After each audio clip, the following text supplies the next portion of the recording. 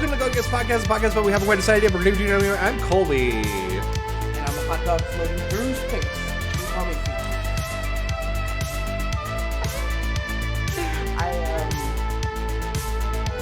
Pete. We did eat corn dogs for dinner, so corn that's dogs. something. So, to be fair, in the app, DoorDash, Yeah. the restaurant called it a hot dog. It's a hot dog. Yeah, it's true. I mean, they're Korean. They're K-dogs, if you will. Like K-pops, but K-dogs. And they... pretty good. Pretty goddamn good. Very good. I wanted more. Like, before I leave, I want to go back there and I want to take something. Just get some road dogs. Jesse James. Yeah, baby.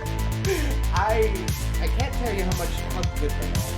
And they have a bunch of different flavors. I got the premium one because it both sounded good, but I want the matzo dog because I fucking love it. Yeah. It's like just a big mozzarella stick. Yeah. A lot. So, I don't know why it's in space though. I don't know how I'm thinking. So that immediately made me think. Have you seen the original Macross? No. So, But I know what it's about. so there's a part where, basically our hero and his tag-along the worst female character ever, is with him, and they are like on the lower levels of this gigantic ship, like so huge you can't imagine how big it is. And while they're down there, they're like looking around for like, I know that people are up there somewhere, but we can't get up there, and my ship is broken, and like we just gotta try to find a way to get up there. And then you realize slowly that it's because the spaceship that they're on is an alien spaceship, and that aliens are like 20 times the size of humans, so fucking people, right? And one of the ways they discover that is they look out into space, and there's a bunch of alien food that has been drifting by. So there's this like piece of salmon that's just like humongous, right? This giant fish floating by. It is. That's the thing. They're like, whoa, it's big food. That's crazy, right? Okay. So, are the fish that big where they come from? Or? Yeah. So like the giant aliens have giant fish, and this whole ship was designed for these giant aliens, and they're like, wow, what a big fish, right? So like our tiny little people, they're like, and they try to get the fish and they fuck it up, right? Like the whole series is predicated on two basic facts. One, these aliens are way bigger than us. Two, these aliens don't fuck. That's a very serious thing. Is they call it culture. So they're like, wow, this small guy thing and this small girl thing kissed each other, and that's culture, I think. That's fucked up. We cannot let that happen. We love war, and the whole reason we do war good is because we don't fuck like that. How do they reproduce? Test tubes, baby! Science! All about that science! So what do the aliens look like? People! But big! Oh. But just tall. And when they like have a device that shrinks them down to human size, and they call them they call them miclones. M-I-C-L-O-N-E-S.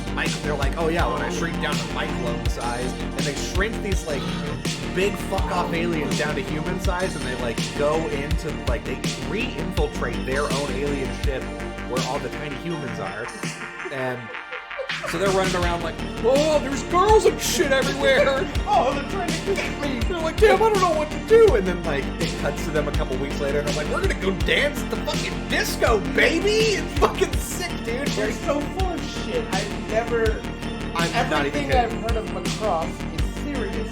Like the ship that turns into a robot that turns into a jet. Like, all of that is later. That's like later Macross. This is original, like super galactic ship Macross, right? First Macross. It's about this guy, I think Ikaru, I think is his name.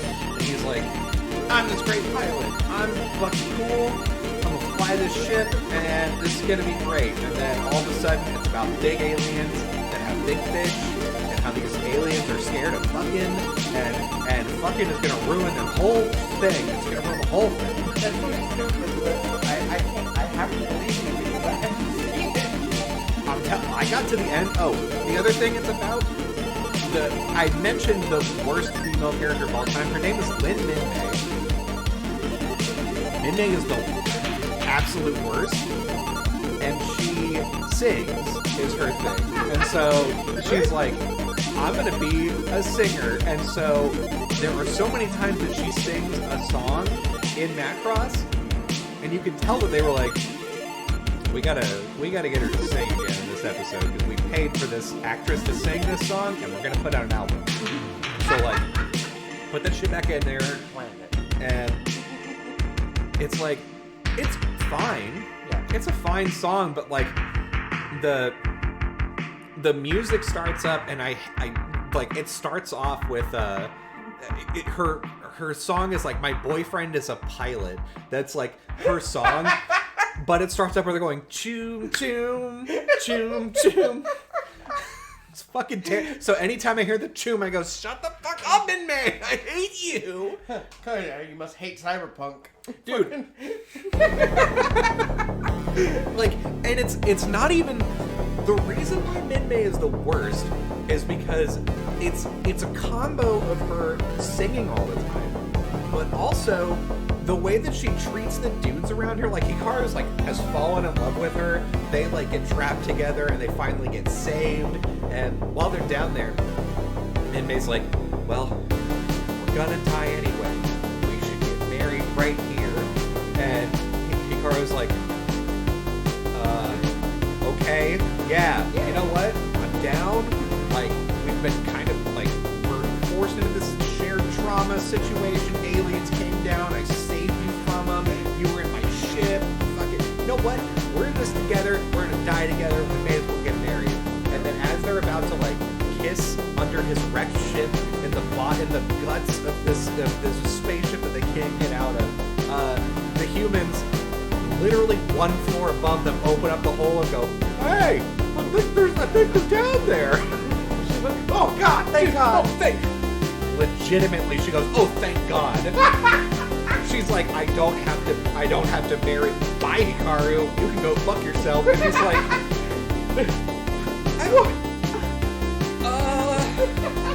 good, I never have to see him again.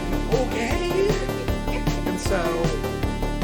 And then it's like, he's chasing her, and she's like, she's kind of into him, but in a way where she's like super kind of selfish and childish about it.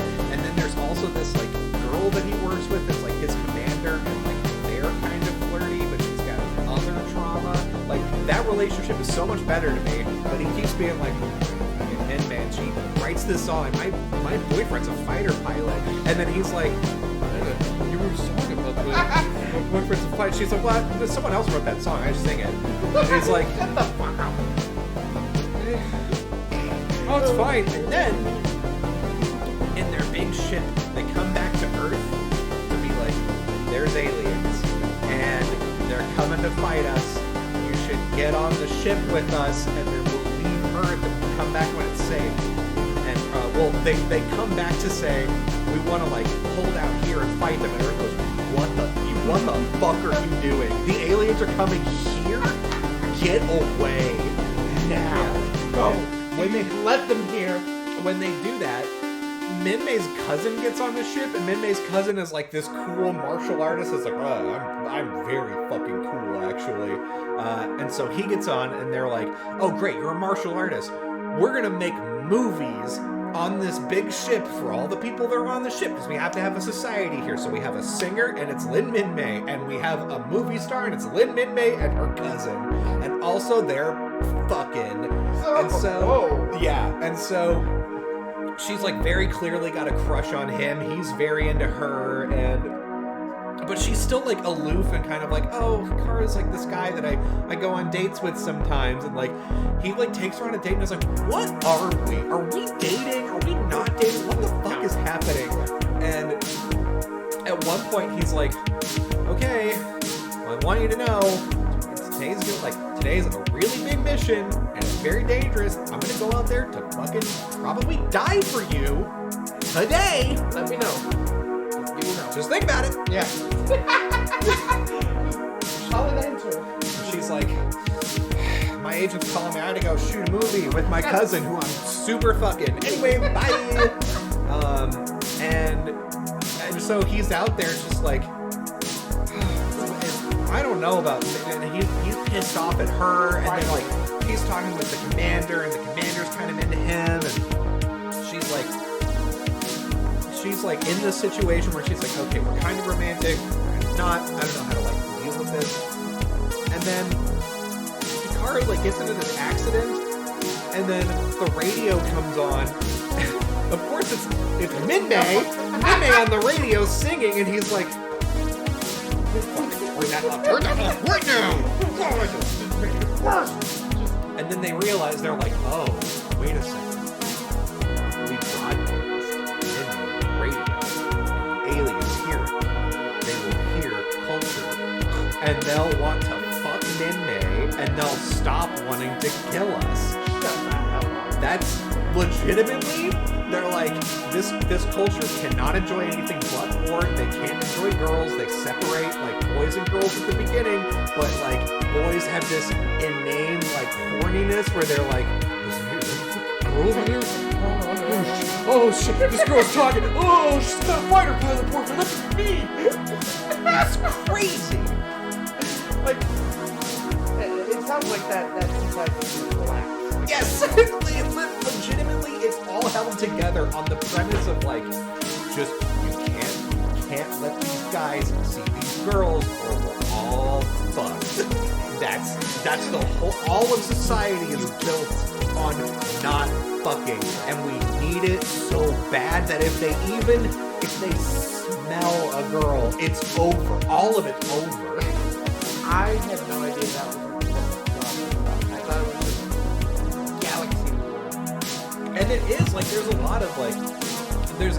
Yeah, but I didn't think it hinged on stupid. It really does. There are times where, like, it's really harrowing, where they're like, oh, shit, they got kidnapped by the big fucking aliens, and you're like, wow, they really are helpless, because they just hold them in their hand, and they're like, oh, you're so small and shitty.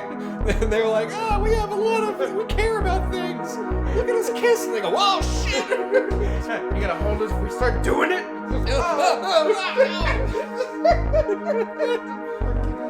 Oh, God. I only know Macross because there's a gif of a girl throwing a baby.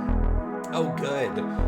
I think I've seen that, and I think it's from, like, a later Macross. But, like, Macross is such a big series that, like, so here in the States, they cut up bits of Macross. Well, wasn't it named something else? It was named Robotech here. Robotech. Yeah, so, like, the whole, like, transforming into a robot. That, in the original Macross series, doesn't really happen. Like, the ship, they're on the ship, and they're like, we don't really know how this ship works. It's an alien ship that crashed here. We got it fixed up. We don't really know how it works, and now we're flying it, I guess. And so they're in space, and like they have like their own fighter pilots that go out and try to like shoot the others, and then their ship, they're like, oh, we've got shields. Cool. I guess that works. We've got a big laser. Big laser's cool, and then they like keep doing stuff to it. They're like, oh shit, it turns into a robot. But the robot doesn't move. It just turns into a robot, and then it like shoots a gun, and that's it. And they're like, that's our ultimate weapon. The other thing is, and I'm so surprised that I don't see more of this, when the robot starts transforming, they built their whole city like in the middle of the ship, and then it starts folding up, so the city just starts crumbling in places, and they're like, what the fuck is happening? So it's like the regular people that are like, I own a Chinese restaurant that serves this as like the 30,000 people on this ship. Holy shit! We're turning into a big robot. They're like, there's no other way. Crush the Chinese restaurant. I'm sorry. God, I didn't want to watch Macross, but now I do. You should, because there's so many good things that it's like, it's funny and it's annoying and it's like really good. There's like really really sad shit in it. Like people die, the stakes are real, like, and like the people who you think are gonna be on your side are not, and like there's a bunch of assholes. Like it's great. But like it is one of those shows where you're like,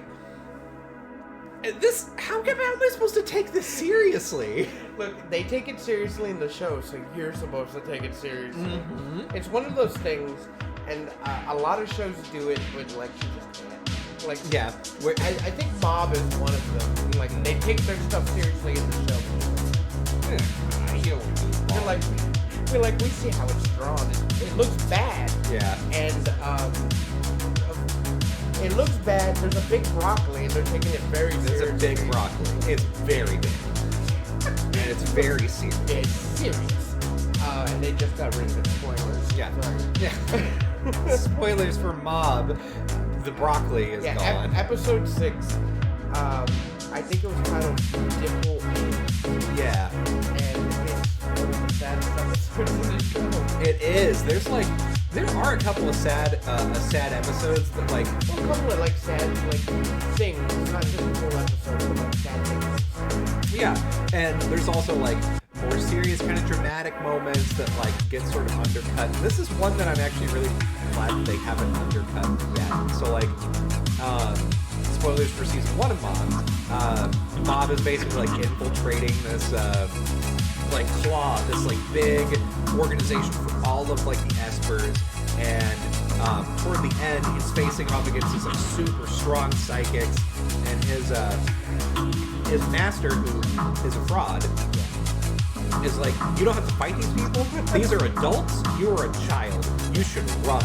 You should run. And Mob is like, I'm the only one who can fight him. He's like, fucking, you are a child. Stop it. Stop it and run. And then at the end of the episode, this guy who like, his whole thing is like, I have this fake sword that I've imbued with so many curses it can kill anyone instantly.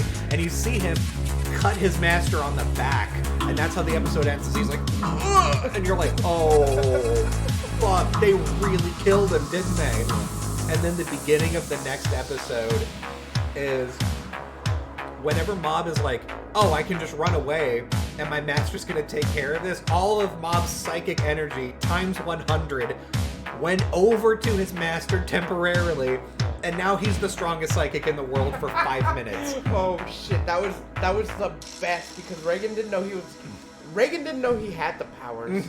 And everyone using like this was the strong people in the group, because they had like really weak people, but then they had the strong people and who could do stuff, and they come at Reagan with their like most powerful attacks, and they're hitting him, and Reagan's like, hey, cut that out, and like fucking knocks them away. Yeah. And he's so brutally honest. Like, they're dressed up in like weird outfits because they're anime villains, right? Yeah. And he like, this one guy has these like shoulder things, and he's like, why are you wearing that? And he's like, oh, to protect my shoulders. And he's like, yeah, you need to protect your shoulders that much? And he's like, well, psychics are like, we're like the top like we're the top 1% of society. And Reagan's like, no, you're commoners. You're regular people. You don't get it. I'm a commoner, and I'm 1,000 times stronger than you'll ever be. God, and these guys are just cut down so much. They're like, oh, wearing it. What the fuck? Dude, yes, I remember that one guy's like, why am I wearing this? Yeah, it's fucking silly. Reagan fucking burned him so hard, like he made him think about his life choices. Yeah. It's so good. And then like the big bad guy, at one point he just fucking picks him up by his face and throws him through 3 walls. I want to rewatch season 1 of the Mob again, because I haven't done it in a while. But 2 and 3 are so fresh in my mind. 3's not done. But 2, 3, and the train arc when they go to Oxford. Yeah. I haven't seen the Reagan movie yet, but I'm on it. Yeah. But Mob is so good. Mob is such a good show. Yeah. I don't want to spoil it, but we talk about Mob a lot on the show because we like it so much. It's one of those like really good animes that like I don't think it has a fault. I can't really see a negative in the show. The pacing's good, the characters are good, the animation's good. Well, I say the animation's good, but like the art style. Yeah, so the webcomic, it's based off of the same guy who did One Punch Man. His art style, he doesn't, when he started doing webcomics, he was like, I want to get better at drawing. So that's what his art style is. And he got really famous doing that because he's very good at writing. He's just, his really art bad at style, drawing. yeah, he's not very good at it. But the thing about One Punch Man is he got like a professional artist to like up the character and make him look really good. Or he didn't. Yes, the professional artist contacted him and said, please, I'm begging you, can I redraw this? Because this is the best shit I've ever seen. And he's like, yeah, okay, sure. And it is one of the best, like Mob and One Punch Man is one of the best things I've ever read / watched. Because the story is so real, the characters are so real, everything is so real. Yeah. So I don't think I can give a negative anything to Mob. Yeah. It's one of those 10 out of 10 animes, that One Punch Man. I don't even care about like season 2 being like, oh, it's not fucking Madhouse. Yeah, the basically the animation quality of season 2 of One Punch Man sort of like went down a little bit. Just but it's not, like, it wasn't that bad, honestly. And like the crazy thing about it is like the crazy thing is that it's still a crazy, it's a very good show. All the jokes are on point, all of the stuff is like, that's what you want to see. But like, people got so used to like the over-the-top, insanely good style of the first one that they're like, well, this one is inferior and bad. It's actually just bad. God. There's like maybe 2 big fights in season 2. Like, and the fight at the very end looked good. Yeah, it did. And Gauro's fight with the heroes looked good. I just don't see the point. Like, why were they upset? I saw the anime and then I read the manga. I'm like, it looks good. I'm like, why are people complaining? Yeah. Because Genos' arms look weird. Yeah. Like in like 2 frames. Oh, okay, cool. I can't get over that. Like, people are like, oh, it's just the worst thing now. I don't want to watch anymore. Fuck you. I want to watch more. Yeah, the fact that they announced season 3 makes me so excited because like I've read I'm all caught up on the manga, and if they get up to like the end of this most recent arc, it's like, oh, well, that's gonna be an incredible last 2 episodes. They are not gonna get up to where they're at now, but they're probably gonna get up to I want to say God Gauro. Yeah. So they're gonna finish that arc. Yeah, I think we're 3 issues out of that one. So like, the current arc is just starting to ramp up. Actually, I don't know if I want them to finish that arc in season 3. I want like half. I want them to take their time because a lot of stuff happens. Yeah, that is true, and they really sort of start to explore some of the secrets of the world that like are, sort of like being slowly revealed. Like, that's the one thing about One Punch Man is it really sneaks up on you with like lore and details and like a story, because you don't expect it to have a story or to have any like good character moments or character development, but it does. Yeah. And it's always surprising when you're like, I really care about this. This is why. Yeah, I care about these characters. Even though I know Saitama's going to save everyone, these people are in danger. No, and the thing is, you don't know that he's going to save them either, because like he One Punch Man becomes a drama about like, what do you do when the strongest person in the world isn't there? Yeah. And we as an audience are like, if he just looked to the right, if he just ran a little faster. He can run. No, he can run really fast if he just knew where the danger was. Yeah, then it would all be fine. But the fact that he doesn't, and the fact that these heroes are kind of shitty is like, oh, the fact that like Mumen Rider shows up with his bike and is like, I've just got to run my bike into you. But Justice, throw fucking bike. And Mumen Rider's the only one that knows like to help Saitama, and no one else does, except for who is it? Bang, right? Yeah, Bang. Yeah, Bang, and King, and like Blizzard, kind of, but Blizzard doesn't believe it. Like yeah, and Genos obviously, yeah, well, but like Genos, yeah, but like everyone's like, why is he here? Yeah. Like, who is, and his hero name is Caped Baldy. Cape Baldy, So baby. you can't, like we don't need Caped Baldy. Yeah, like he's like the last he's the top B class. Mm-hmm. Like, why is he here? Yeah, who is this guy? My favorite thing is like, so I'm reading the manga right now, and there's like a panel in it where somebody is like going over his hero assessment, like the test that he did in season 1, and they're like, all it says is that like his written test wasn't good. Yeah. His physical stuff was off the charts. Yeah. They were like uncalculable. Yeah, and so he's like, the person who's like reading this is like, I guess that's interesting, but like, I don't know. This guy seems boring. Yeah. And you're like, he's fucking boring. Just this guy sucks.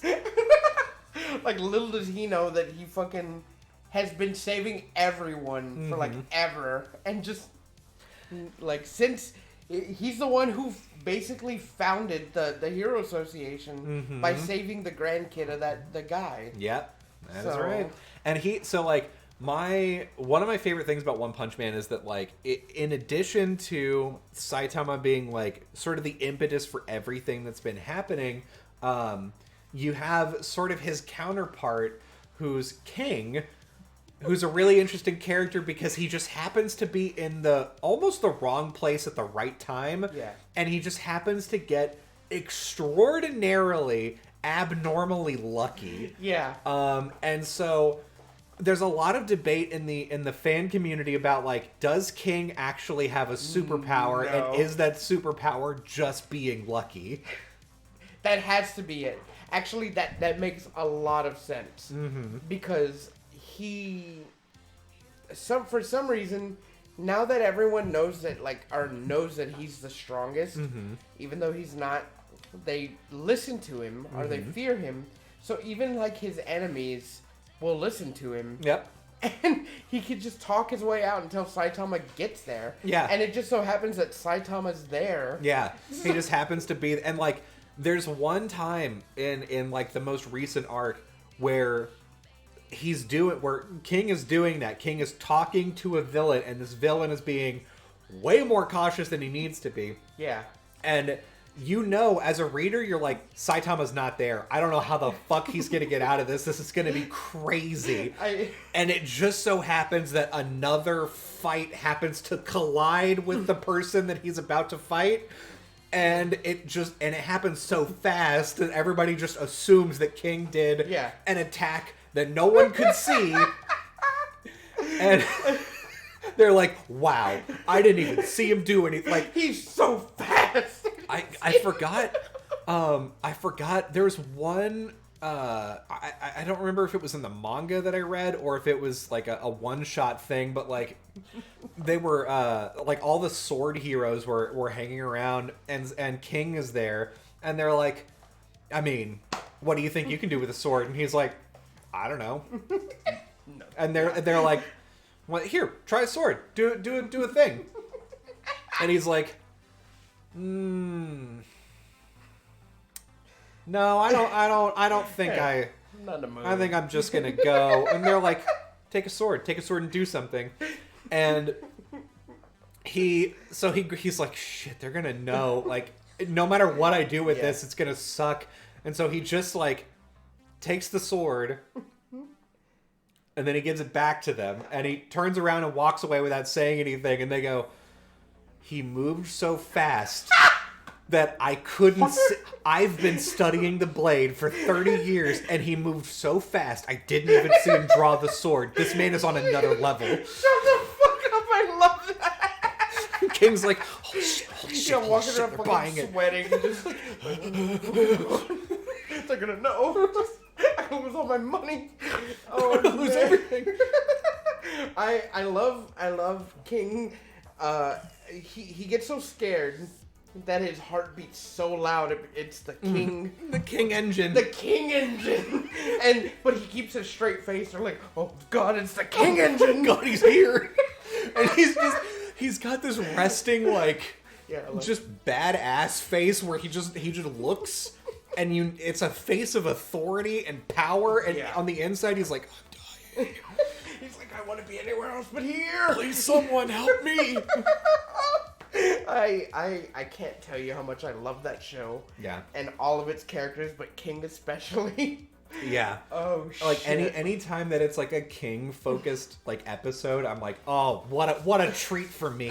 I kind of just want a show that is just King. Just King. Yeah, just hanging around, getting discounts on stuff because people look at him and are like, just take it. Just trying to figure out how to get out of things, and like, I don't know, the problem solving itself. Just I want that show because like that's so funny. There's so many ways you can do something you can do with that. Mm-hmm. So like, and it's something I haven't seen before. I don't think. Yeah. That King, like that King dynamic where someone else is stronger, but King is, I guess, taking the... Just gets all the credit. Yeah, gets all the credit, and he doesn't want it, but, I mean, hey, they're giving him money, why not? Yeah, and that's almost like Mob, except that Reagan is scamming people by using Mob, which is like, it's a different dynamic, still excellent to watch, though. Yes, except Reagan is a little bit more smart about it. If he knows that, oh shit, I can't get away with this in the long run, he won't like scam them all the way. But he will start to scam and make sure the job is finished and be like, well, we fucked up a whole lot of shit, I can't charge them, to be all fucking mad. Yeah. So like that's what makes one a really good writer. Yeah. Like one is probably one of the is probably one of the best writers I know that knows how to write like real people. Yeah. And like real situations, but can't draw for shit. Yeah, and that's honestly, if you juxtapose that against like what's almost certainly going to be Anime of the Year, Chainsaw Man. Oh yes. So the writer of Chainsaw Man, like the characters in Chainsaw Man are not human. And they're almost eerie in certain characters have certain quirks where you're like, oh, this is like definitely like an anime type thing. But Denji as a protagonist is so uncomfortable sometimes that you're like, this is just this fucking weird guy and he's hanging out with these weird, like I want to I am rooting for him. Yeah. But it's all of this is so off-putting, and it's like, that's like what the writer wants you to be feeling. And so like where one succeeds is where he's like, these are real people, this is how a real person would respond, this is like the reality of a situation. Chainsaw Man is almost the opposite, where he's like, oh yeah, this in any other anime this would be like, this is the good protagonist moment where like this guy turns a new leaf and becomes like, oh, I'm taking responsibility. I'm gonna be the guy. I'm like, you put all your faith in me. I'm gonna be the hero here, and that just doesn't happen. I think this is a good segue because we haven't had a Chainsaw Man talk in a while. True.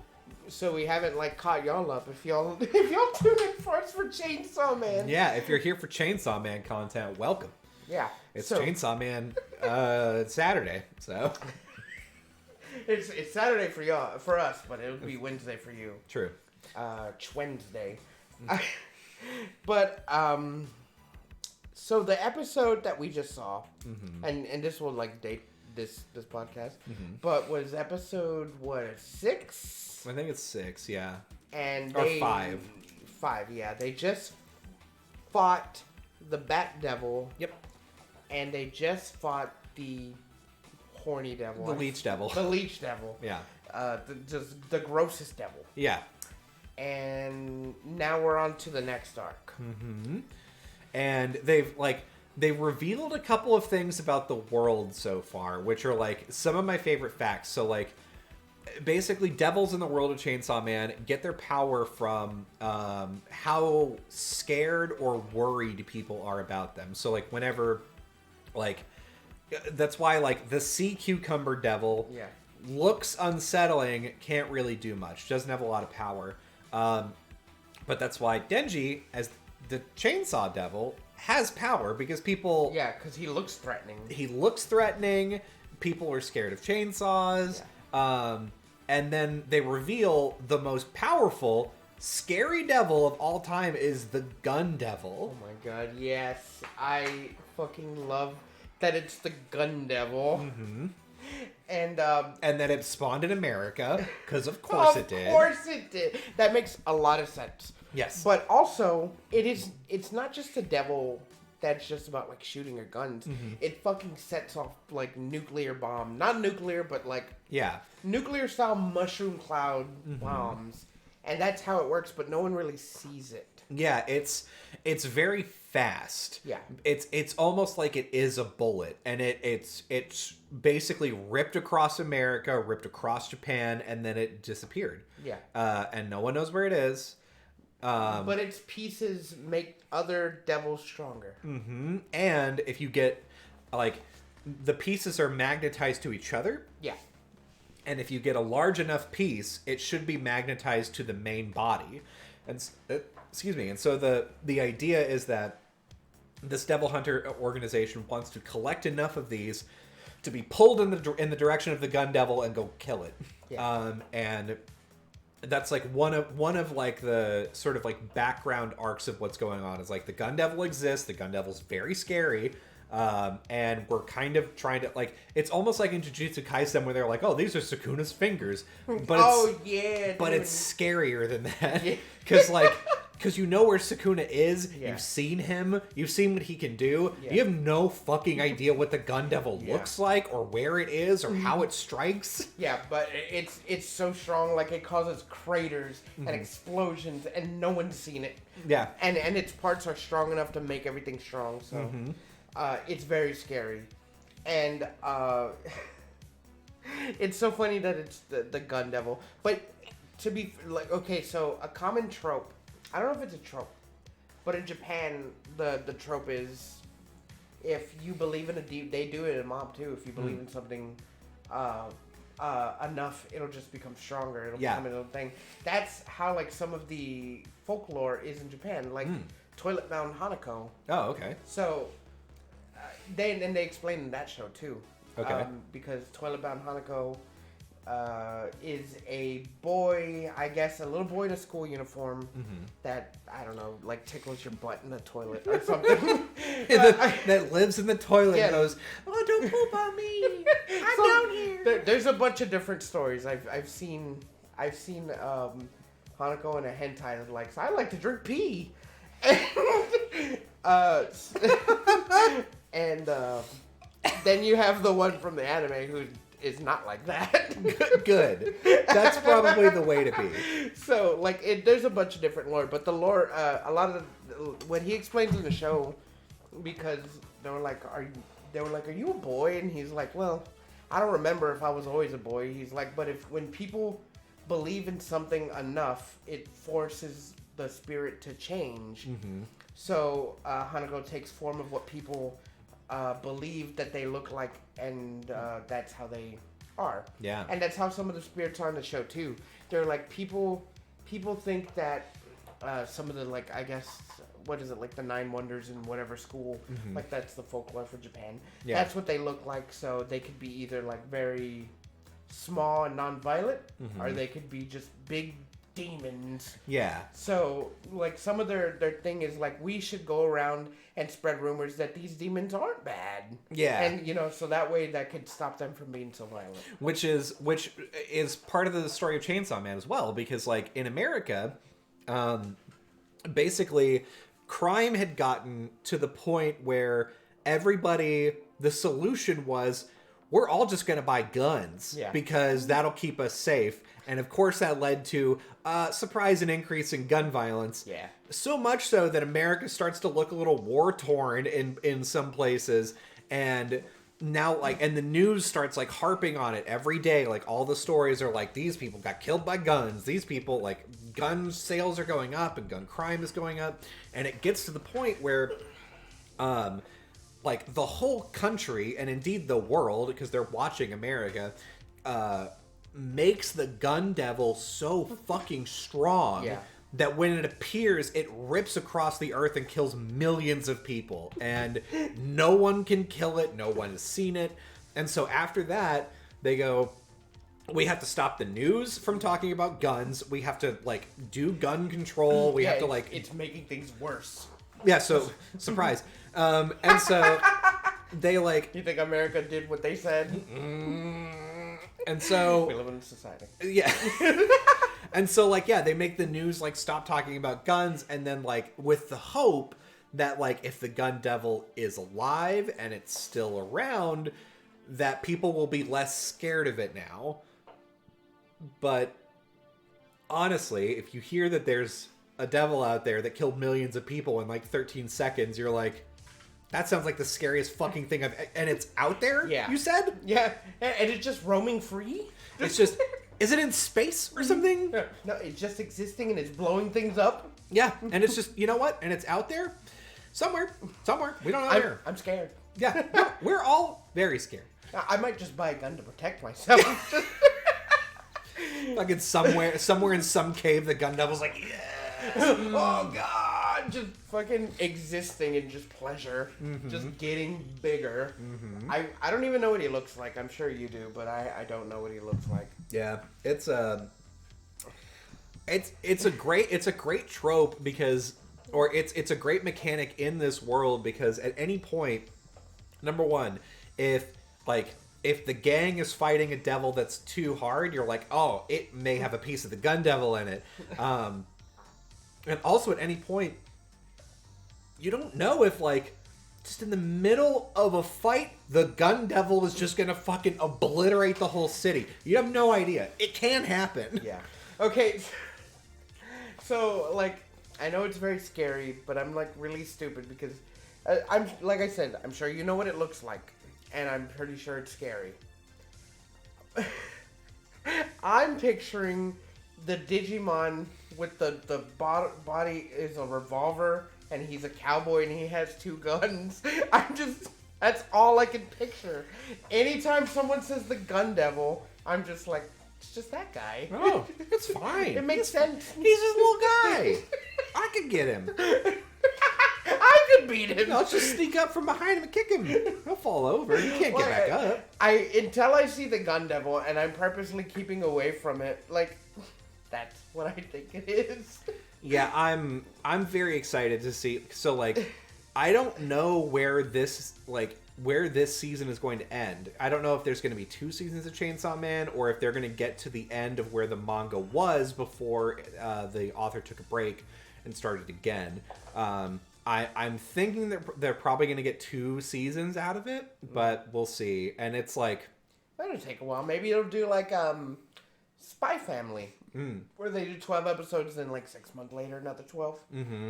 So... That'd be kind of nice. That's pretty good. 24 episodes in a year. So that, well, not in a year. Well, 6 months. Yeah.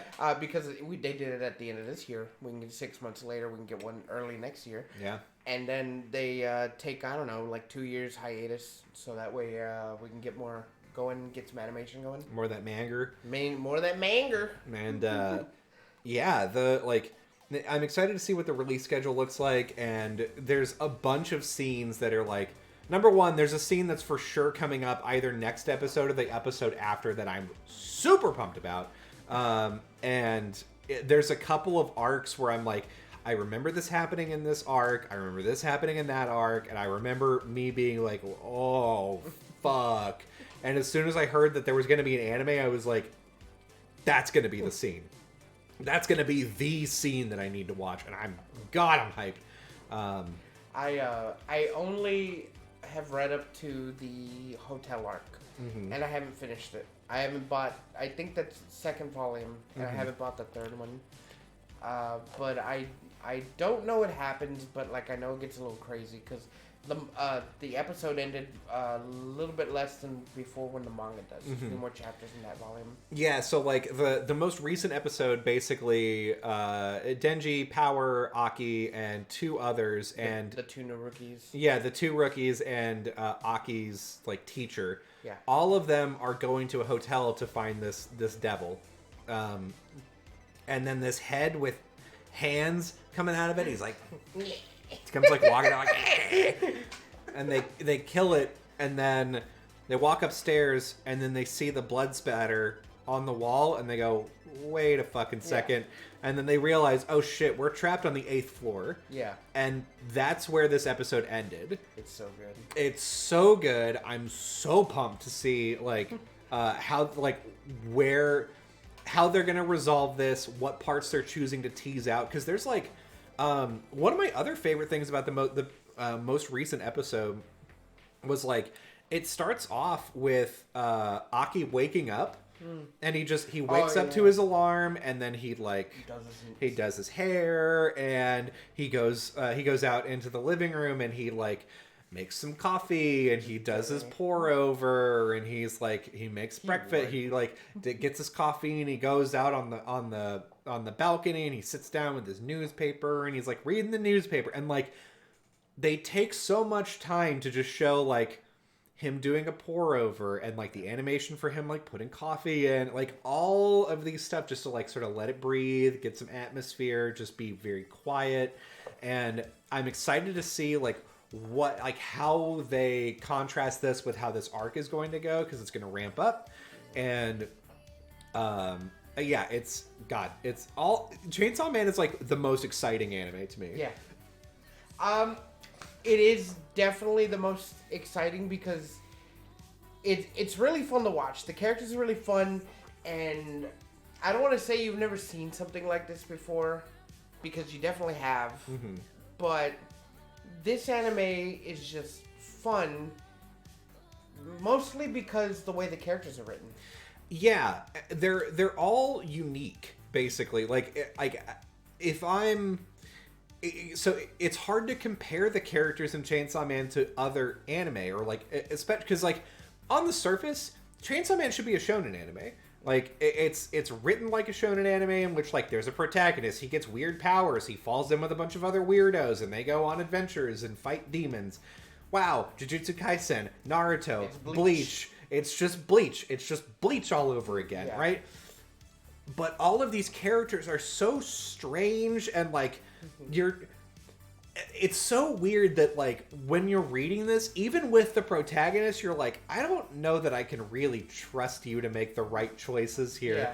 And I don't know that the people you're surrounding yourself with, I can trust to make the right choices. And there's a lot. I don't like how this is going. So it's basically Jujutsu Kaisen, right? Wherein the main character gets possessed by a demon, and now joins a secret society. Yep. I mean, it's just like Bleach. Denji kind of looks like Ichigo. Yeah, yeah. But it's more Jujutsu Kaisen. But the difference is that when you say that there's weird characters, you know, you have fiends and demons, and there's like some like back underplaying, and you have like powerful people. It's not like in Jujutsu Kaisen where Gojo's fucking badass, and you know he is. Yeah. And you know the demon that's possessing what's-his-face is powerful. Mm-hmm. And then you meet, like, kind of weird people. Who's the weirdest person you met? The panda? Yeah, the panda, probably. Yeah, and then the big strong guy that main character fights in the tournament arc, spoilers. Yeah. They end up becoming friends. Yeah. That's as weird as it gets. So far... Yeah. Like, it may... I haven't seen the movie. Yeah, I haven't seen the movie, and I also, like, I know that in the manga, basically, they keep teasing, oh, something's gonna happen in Shibuya on Halloween, and they keep just teasing, some shit's gonna happen, you better watch out, and, like, I've been told, oh, yeah, the next season, they have to do Shibuya on Halloween. I'm like, okay, well, they better do something. Because, like, this show... You're losing me. This show is good.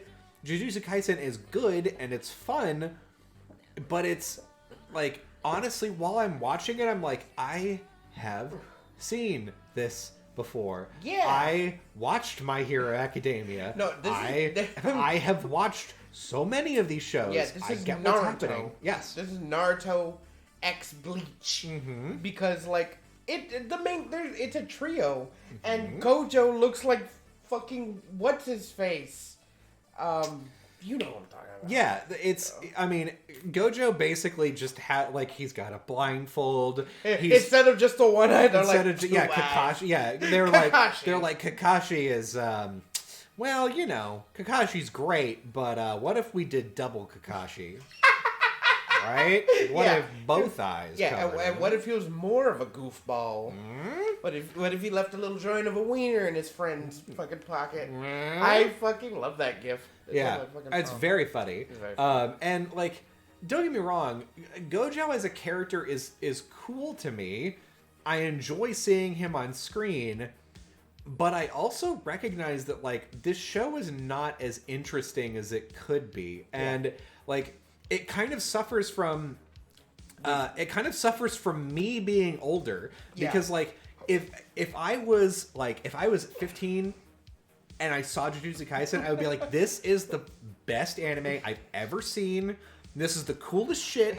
And I would be all about it. But like, the thing is, I've seen this before. I watched Sword Art Online. Like, every shonen anime basically goes the same way. And I'm like, I'm not worried about the main character. Main character can't die. Yeah.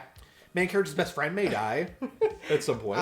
Well, like, I can't even picture the second guy in my head. Like, I'm drawing a blank. He has black hair, right?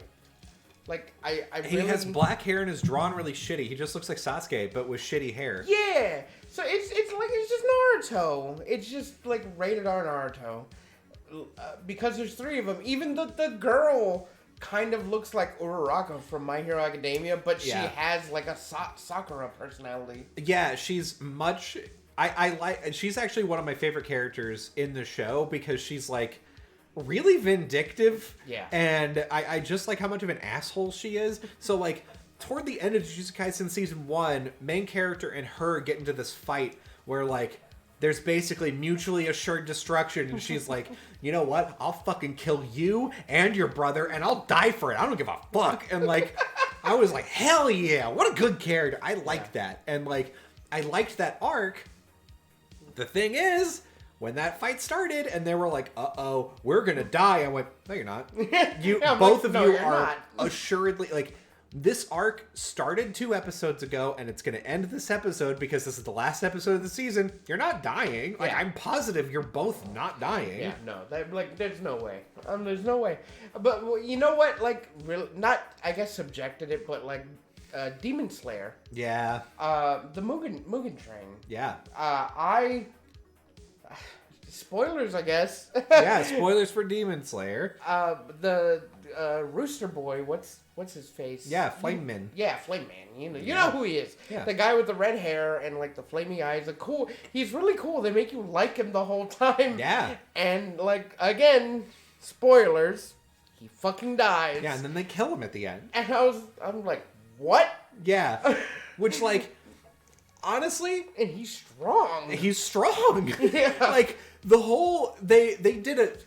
Demon Slayer does such a good job with that, where they're like, these are your core 3, like and they slowly introduce them, and they have these core where like you can see them growing over time. You're like, but having the world revealed to you. No, and in fact, you follow the main character up until like halfway, if not more, of the first season, and it's just him being like, I'm shitty, I suck, I'm learning barely anything, I'm not making any progress, and like, you really get to feel that he's like, finally getting stronger, finally coming into his own. And so whenever like, you go in to watch a movie, you're like, oh, I've seen every anime movie that's like in the middle of a series where they're like, oh, fucking, you know, it's My Hero Academia. Oh, Deku may die this time. You go, no, whatever. Season 2. This is before season 2 started, so no. Yeah. Or like, and they can't do anything that's like interesting or cool. And then Mugen Train is like, no, this is just gonna be. This is a new part of the story. And we're not, like, we haven't told the part that's after. Hey, this new character is here. He's really strong and really cool. Isn't that amazing? He's fucking dead. You're like, oh. Yeah, and he dies like in such a cool way. And like the whole movie, everyone's like, this guy is fucking strong. He's like one of the strongest. And like everyone is talking about how cool and nice and strong it is. I didn't even catch on. I'm like, oh, he's gonna die. Yeah. Like, yeah. I didn't like looking back at it now. I'm like, oh, they're buttering you up. Yeah, they're really telegraphing it almost.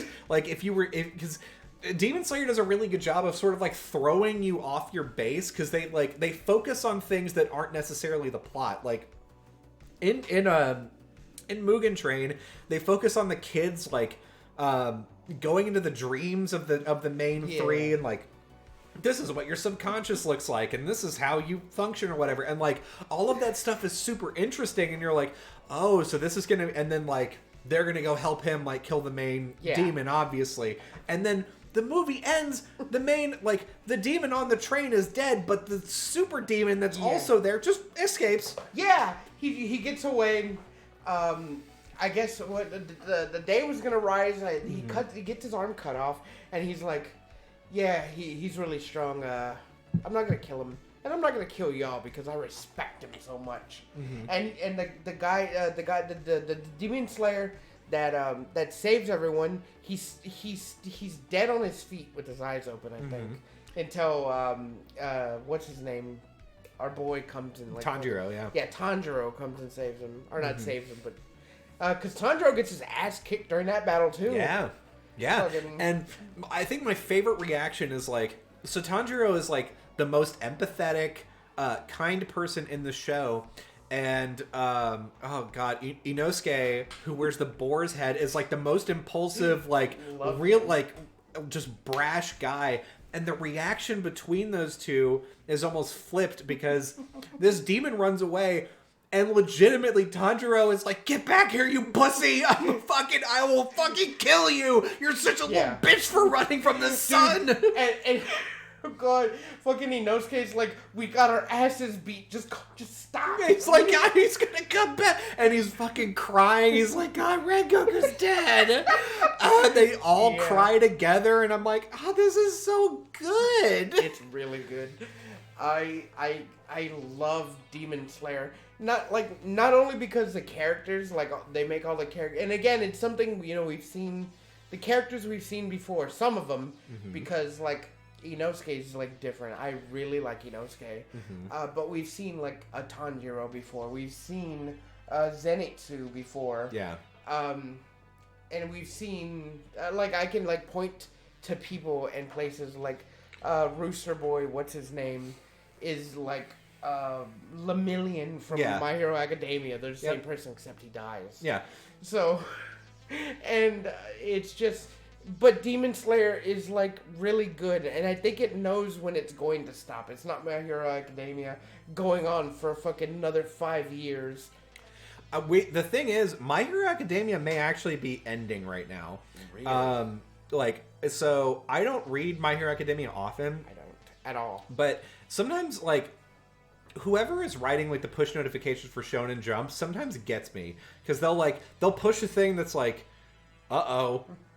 Is Bakugo alive? And I'm like, is Bakugo alive? What the fuck is that? And I click and I'm like, I'll read this fucking chapter. And so like, I'm catching up on like My Hero Academia, and I'm like, oh, stakes are is Bakugo alive? This is fucking crazy. Like shit's happening, and it's like getting bigger and bigger. Like basically all of the plot things. There's no more secrets. There's no more like potential, oh, this could happen, oh, this might happen, who knows what would happen if these two things came to, it's like all of that has happened, and now we have to see the conclusion, and I'm like, okay, I'm fucking here for that, let's do it. Does everyone know who, like, Deku has the power of All Might, or? Spoilers for the My Hero Academia manga and the anime, obviously. Yes. So basically at some point it gets broadcast to the whole world.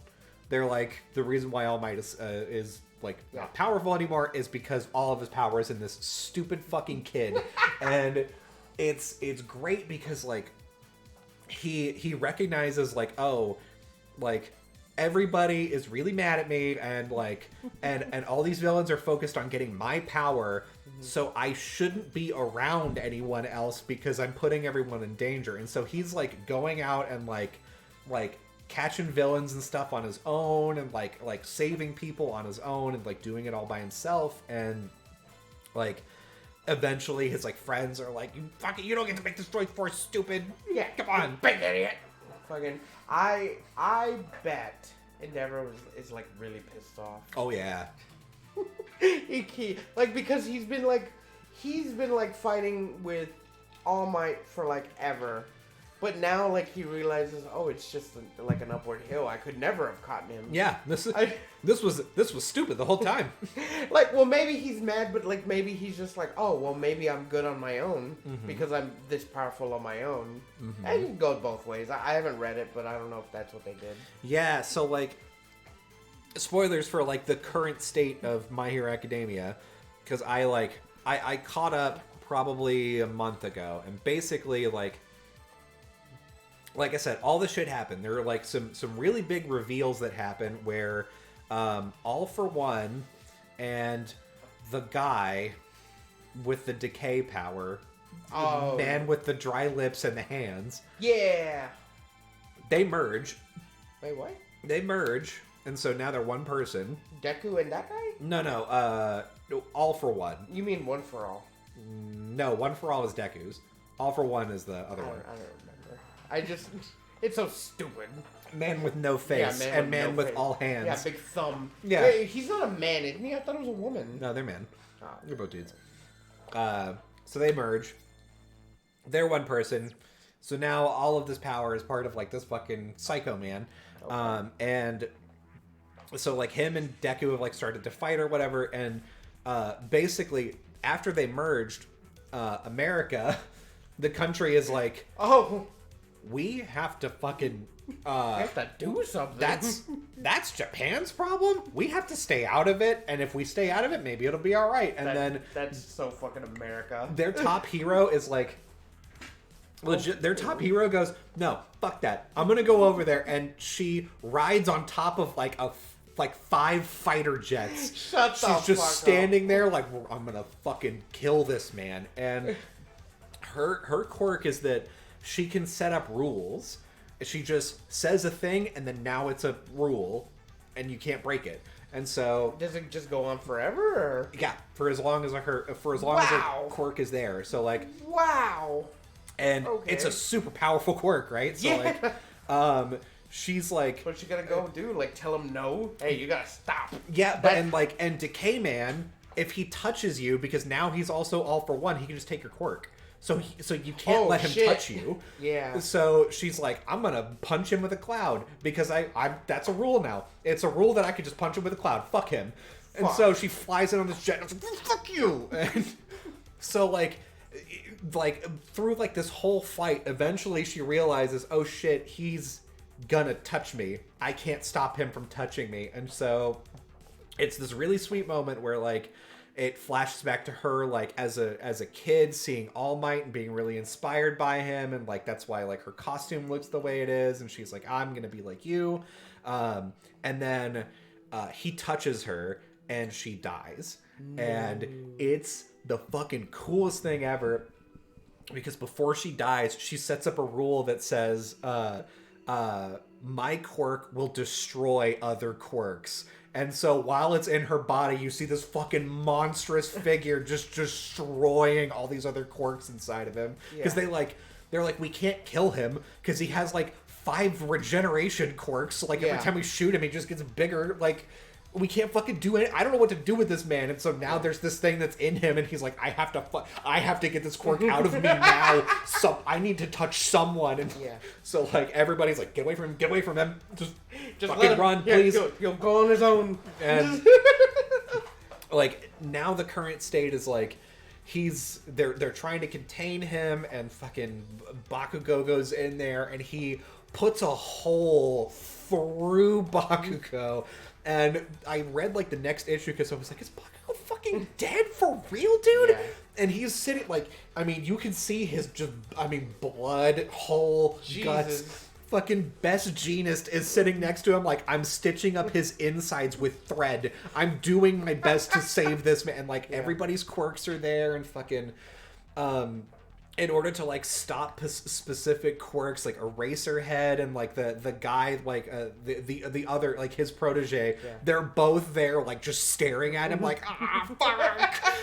Somebody please punch this guy. And like, someone kill him. The last that I read is like Deku finally gets there and is about to beat the shit out of this man, and I'm like, oh. So I'm pumped. Like, real pumped. I read it like a month ago. There's probably more out now. There is. I just haven't read it. Because they haven't pushed me a good enough push notification yet. It just hasn't caught my eye yet. I know it's going to be really cool, but it hasn't told me. The thing is, I have the Shonen Jump app. Yeah. I have it on my phone, too. Mm-hmm. I read One Piece every week. Not in the Shonen Jump app.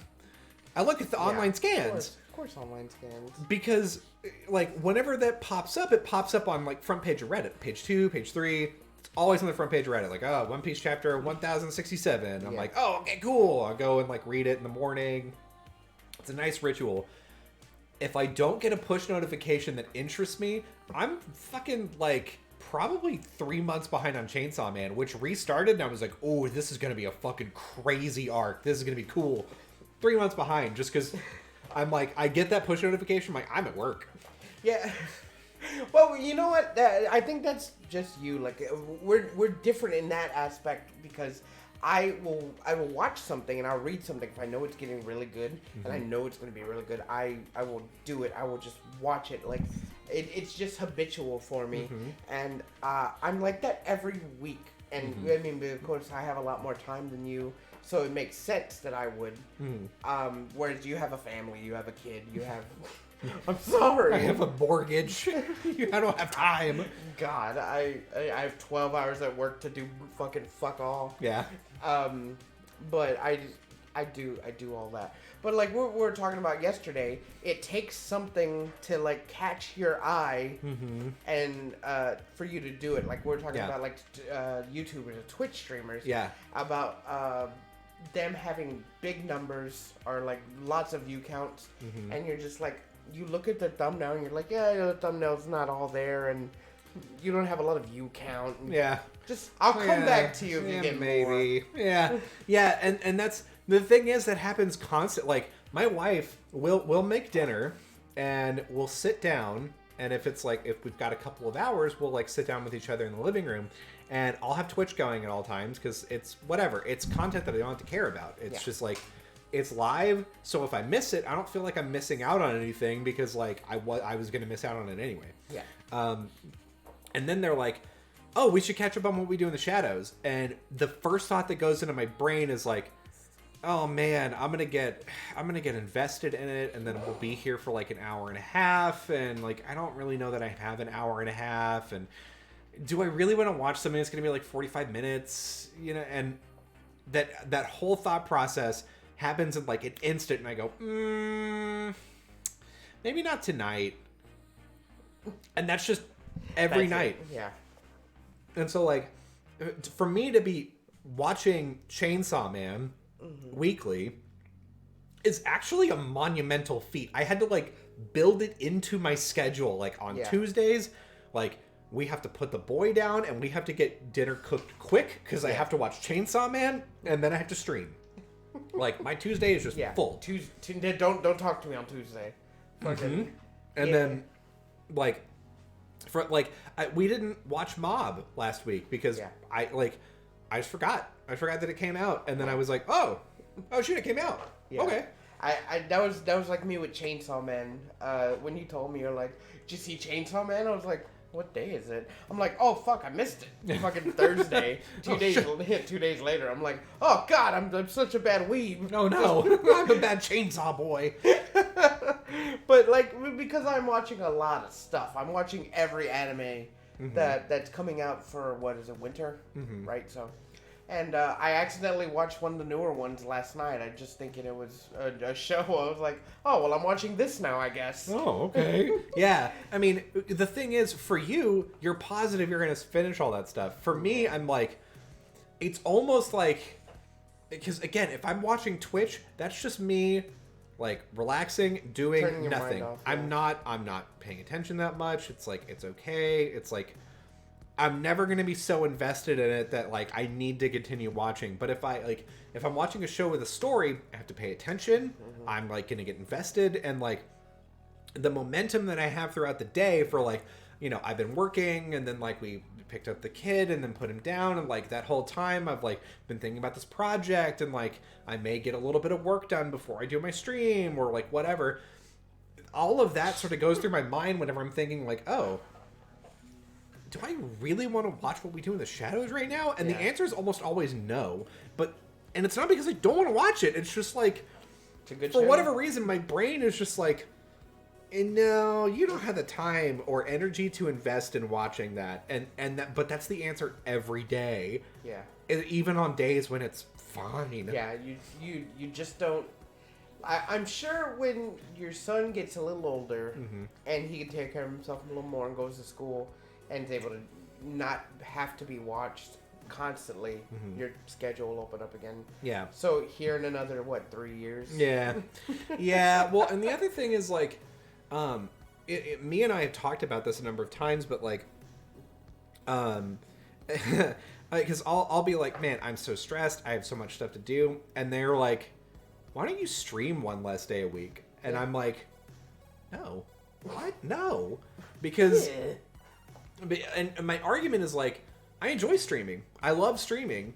And realistically, streaming on paper takes about 2 hours a day. In reality, it takes about 5. Yeah. Because I stream for 2 to 3 hours. There's sometimes where I stream 3 hours, and then after I'm done streaming, I'm too revved up because I've been programming and I want to keep programming that I end up staying up till like 1:32 in the morning, and then I'm like, well, I'm gonna go to bed and just be sleepy tomorrow, I guess. I'm like, well, not like you start at 9 and you'll end at midnight. Sometimes. I'll usually end.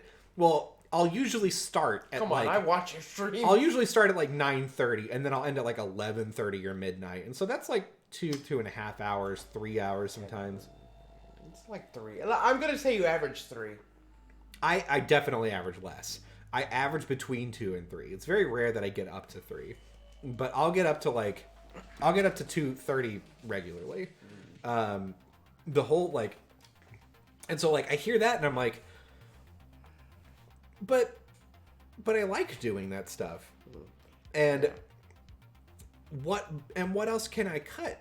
Yeah, like we do the podcast, and then like I edit and upload everything, so that's like 2.5 to 3 hours that I do that, and then I do I do the stream, so 4 days a week I'm doing something. Yeah, and the other 3 days a week it's like, well, we have laundry, we have food to cook, we have and especially recently I've had work to do, and so like I'm like I just don't have time, and Mia's just very helpful, like, no one is making you stream 3 times a week, and I'm like, I fucking want to, but I wanna. And then they're like, well, then quit complaining. I like, you have time, you could make more time, and I'm like, it's just unfair. And I've turned into a fucking 16-year-old. It's unfair that I don't get to do what I want to do. It's stupid. It's fucking dumb. It's well, why shouldn't I? Why shouldn't I have time? Yeah. God, I've been using that a lot, but time. God, I'm sure like. I envy you a lot for like some of the things you do, but I'm sure like you envy me for having time. Oh yeah. So the amount of times that like we're at work at the same time because you're on day shift. Yeah. And I think like that motherfucker is like has today watched half a series, and I'm here at work messaging people and being like, I promise we're testing stuff. It's going to be done, and they're like, great, so is it done? Can we start testing together? And I go, did you not read the fucking sentence I put? No, it's not done, but it will be, and I will let you know when it is. Yeah. Okay, then let me know. Yeah. And I'm like, I will. Yeah. Shit, there's a lot of problems. God, it's almost done. God, it's not almost done. Oh God, it's so close. Like, I do kind of have that problem with like, because whenever you like lead a project, you have to build in like unexpected time, where you're like, oh, we didn't think about this, or this requirement changed, and I did that, and we're so close to the end that I'm like, we've merged everything. Like the code is there, we just have to test it. Yeah. And I'm like, we tested it as it was going through. So, if there's anything, it'll be small. Yeah. Not a big deal. It won't be a big deal. Yeah, but you're telling me yesterday about all the fucking problems. I'm like, yeah, and so then we do a full day of testing, and over the course of like 6-7 hours, we find 4 things that need to be fixed, and I'm like, cool. I was really expecting us to be done with this by like 2, and here we are at 5:30. Yeah. And still talking about, like, well, this is fine for now, I guess. Yeah. I guess we'll come back to it on Monday. And I'm like, ooh, okay. Trying to contain your anger. Well, and I'm not even angry. It's just that, like, Upset. I'm trying to, like, I think my team is doing a great job. I think we're doing great. And it's, like, the only person I could blame is me, because I didn't think, oh, actually, someone else is going to be, like, is involved in making this software. There are 2 other teams that are involved in making this software. We should probably test together. Yeah. Just keep in line constantly. Just make sure that we all know when things are coming and going. And yeah. I didn't do that. I was like, my team, I got my deadline, and I will meet my deadline. Yeah. And the other teams were like, I got my deadline, I will meet my deadline. So long as you meet your deadline, and our deadlines are the same. And then it turns out, ooh, they're not the same. It turns, ooh, you needed this 1 week earlier. Yeah. Ooh, that's not good. You like think if you had to do it again, go back and change it, you'd be like, we should keep in contact a little more, and we should maybe push some stuff out a little bit. Actually, and you know what? Let's reconfigure some of the order in which we're doing things. Yeah. So I think this is bad, but I also think, well, now you know. Yeah, and I mean, I the thing is, that's come time for me to talk about, like, because like, you may not have to do this, but like in engineering, it's very common that every 6 months to 1 year, they'll send you an email that's like, hey, write us a self-assessment. Tell us how good you're doing. Oh, no. And you have to go, well, in the past year, I have accomplished these things, and I've saved this much money, or I've earned us this much revenue, I have onboarded this many users. Like, you include facts and figures in order to be like, hey, give me money. And give me a raise. The thing is, people don't think that there's a recency bias for that, but there is, meaning that, like, and this happened to me at my first web dev job. I was working on a thing, and I kicked ass all year. Okay. I soloed a number of projects. I was like meeting deadlines. I was doing great. And then at the end of the year, whenever they were talking about, like, oh yeah, maybe it's time for you to get a raise. Maybe it's time for, like, moving up to the next level. 3 things happened. I got a project. So, like, basically our entire organization, except for 5 of us, were working on one project, and the other 5 of us were just, like, doing bug fixes. Yeah. And one of the things they were like, do this, like, this thing that you don't know how to do. Just go do some research and go do it. And I went, all right. So I did that. And I was like, okay, I think this change is good to go, I think. And it's supposed to come out today. We communicated that's going to come out today. And I'm like, all right, I'll start rolling it out. And so I had sent a message to, like, the guy who, like, owns that project. And I was like, hey, just wanted to let you know we're, like, rolling out today. And then I hit the button to go roll it out. I talked to my product manager. Product was like, yep, go roll it out. I said, great, rolled it out. And then 5 minutes later, that guy was on his way to lunch. And on his way out, I went, hey, did you see my message? And he turns around and he goes, yeah, don't roll it yet, because we've got some changes that we haven't validated yet. And then walked out to go to lunch, and I went, oh, okay. And so I'm, like, trying to cancel it. Yeah. It's already out. Oh. And I go, okay, don't panic. What do I do?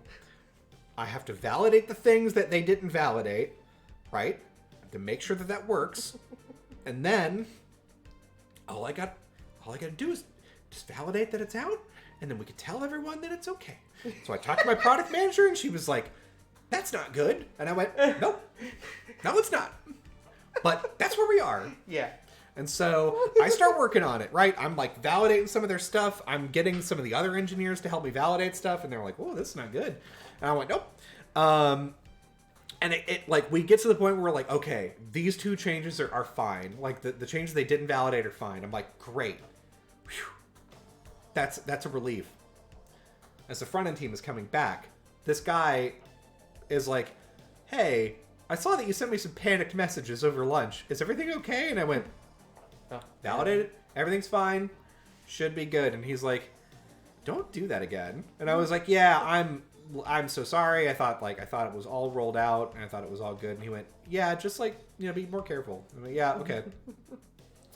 And about 20 minutes goes by and then somebody's like, hey, there's a problem with that thing that you pushed out. It's actually breaking the website. And I went, wait, my thing? Yeah. My thing? Not the two things that were unverified. My thing?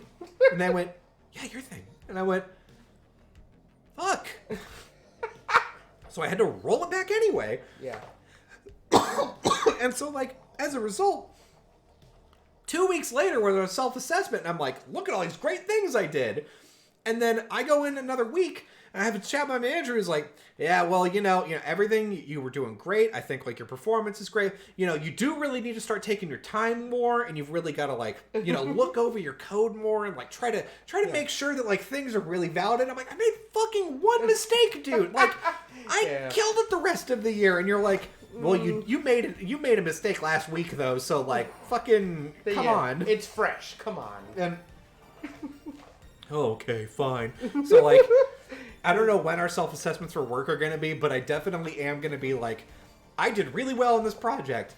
I could have done better in this area, but it was okay. Yeah, probably. Everything else was just dandy, except here it wasn't that dandy.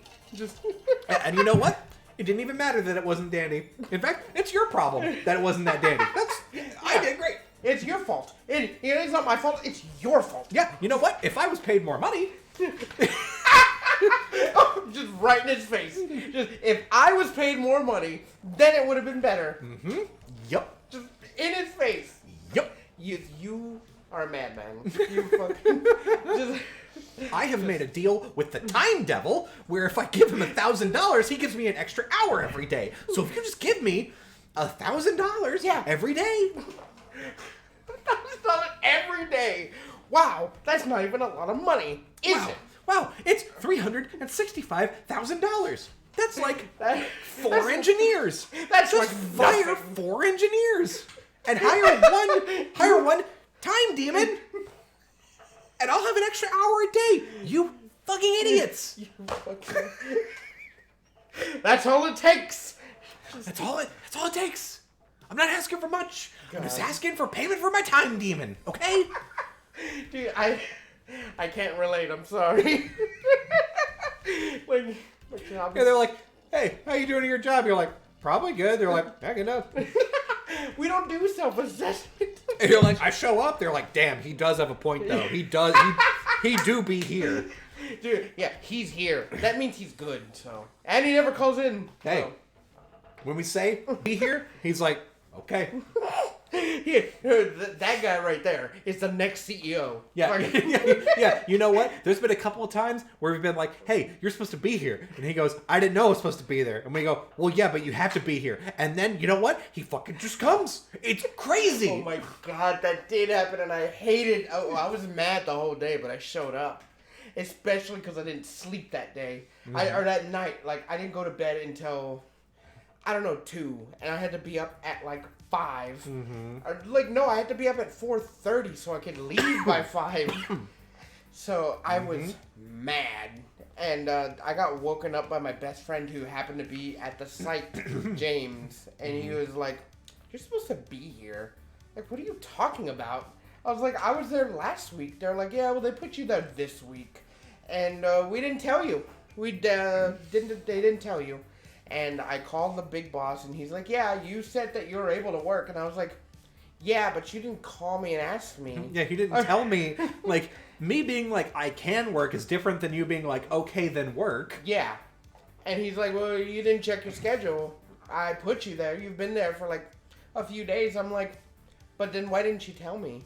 And he's like, well, do your bosses tell you? I'm like, yes. Like, that's a new concept. They're like, well, your bosses don't have to tell you. I'm like, well, what kind of assholes would they be if they didn't? Yeah, like you, I guess? I mean, yeah, it's weird. Why wouldn't I show up if no one told me? And I don't have to check my schedule every day because I have a set schedule.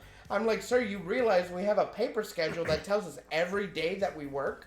And the only time I work different is when my boss calls me on my off days and say if I want to work. Mm-hmm. Funny how that works, right? It's weird that he calls me on the phone and he notifies me that I should show up. And I'm the asshole. Yeah. He was arguing with me that I was being inconsiderate. He was trying to tell me that, why did you tell me that you could work if you're not gonna? I'm like, I would, but you didn't. You just... Literally, if you would have even just sent me a text that said, you up, I would have been like, oh, am I working? Yeah. Oh, if you would have just last night just said, you didn't have to call me and say anything. All you had to do is, by the way, remember you're working tomorrow. I would have been like, am I now? I would have panicked. I would have looked at my schedule and been like, oh shit, I guess I am. Well, I've got to go to sleep. I would have gotten more sleep and I would have been more okay with going into work knowing at least 8 hours ahead of time that I had to, instead of 2 hours. Yeah. Like, oh my... But that's the worst thing that's happened to me while working there. Like, honestly, I feel like I've been sleepwalking through this job, and they've been praising me. Mm-hmm. And I don't deserve it, but I'll take it. Now you're like, well, I'm here. Yeah. I show up and I do the job, and they give me really easy jobs, and they pay me decent, I guess, for a job where all you need is your college, your high school diploma. Yeah.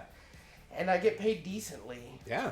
So I can't really complain. Yeah, so it's like... I mean, I can complain, but, like, most of it's my fault. Like, not my fault, but, like, I mean, I could complain, but then again, what am I doing to do anything better? Yeah. Yeah, the thing is, like, especially with, like, your job, the level of effort that you put into the amount of pay that you get out, pretty good. Yeah. And in order to get any better than that, you have to put in a lot more effort, and you have to either meet a number of requirements in order to get paid way more. You have to get lucky. You have to know someone. Because, like, I was thinking about it. There was a while there where I was like, yeah, you can go to, like, a trade school and, like, learn how to be an electrician. Easy. Yeah. Right? You gotta crawl around in an attic. I'm like, yeah. See, and that's the thing. I'm like, I know I could afford it if I had them do, like, some kind of payment plan or whatever. I could afford it. Do I want to, though? That would mean That's the thing. By the time you're doing your apprenticeship and, like, you get your own job and whatever, like, it's like, how much do you make an hour? Is it 30 an hour? Yeah. Is that worth the extra? Because, again, it's like, drive out to a client's house, go into their weird smelling house, and then get really dirty. Yeah, and then you open up a light socket and fucking cockroaches come out and you're like, ugh. Damn, that's what the problem is. They're all electrical. Yeah. Shit. It's just it's getting paid like an extra, like 2 times what I'm getting now, worth it. Yeah. And I don't, especially because, like, I work sometimes more than 40 hours. Will I be making that where I work? Mm-hmm. Is it worth it? Will I be getting overtime? Will I be making 40 hours? Yeah. I don't know definitely that it is. Yeah, it's hard to say because, like, and I'm sure, like, an actual electrician would be able to line this out. Like, they may, like, an electrician may be listening to this right now and go, you don't know what the fuck you're talking, like, $30 an hour is nothing after you get like out of apprenticeship level. Yeah. You're making 60 an hour at least. Yeah. Like, okay, cool, that's great, awesome, Yeah. love that. But how long is it going to take me from there to get to where you at? Yeah, they're like, Hey, oh, this is 6 years. Only? Yeah, it's 6 years, and you got to do like 1,200 hours of training, and you have to take a bunch of tests and get certified. Yeah, it's fine. It's fine. Oh, Not a big only, deal. right? Yeah, not a big deal, right? And you gotta get your own truck. Yeah, you gotta get a business license. Yeah. What? That's where the real money is. You gotta make your own business. Yeah, so like you're basically so instead of me being in like my like security, the class I've chosen, I have to switch classes. Yeah. And then cross class while in that class. Yep. And I'm like, wow, there's a lot of prerequisites for all that, and I don't think it's worth it. Yeah. So Yeah. Like, and for some people it can be, because there are some people that like, they are like, I've been a manager at a Whataburger for 5 years and I fucking hate it and I can't do it anymore, and I've saved up enough money, I'm gonna quit, I'm gonna go back to school and be a programmer, I'm gonna be a whatever, I'm gonna do a nursing thing, who cares? And then at the end they're like, wow, really glad I did that. Like 2-3 years later they're like, that was a really shitty time. I'm now at a place where like I make a lot of money. I feel way better about my career. I'm about to buy a house. Great, awesome, cool stuff. Based off of like the things that you care about and how much effort you want to put in and stuff, like you basically have like the perfect. If you could find this job, but for some rich dude that wants to pay you more, perfect. That's the perfect job, right? But right now, pretty good. Yeah, it's pretty good.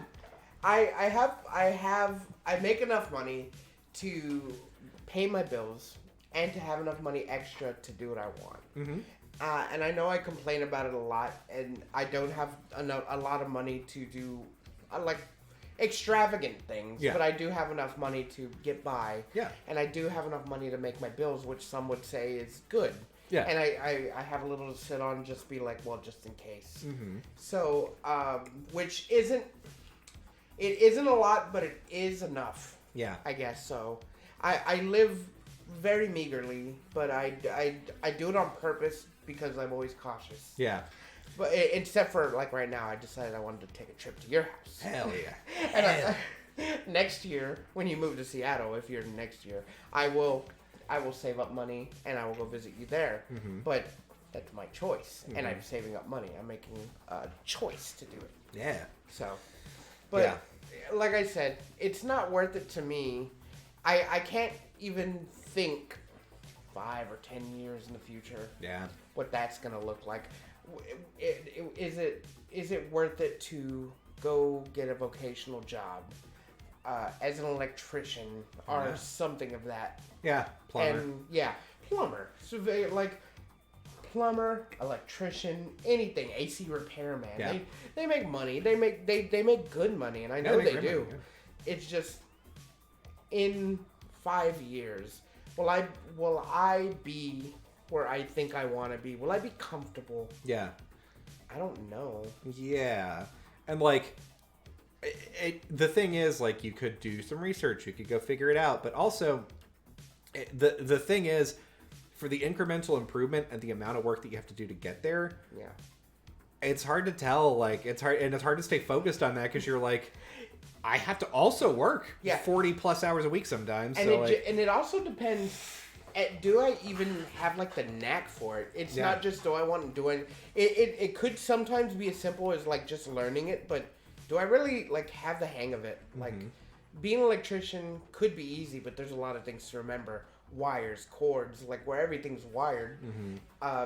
Do you have the knowledge? Do you have the memory that can just remember what things need to be taken out and stuff?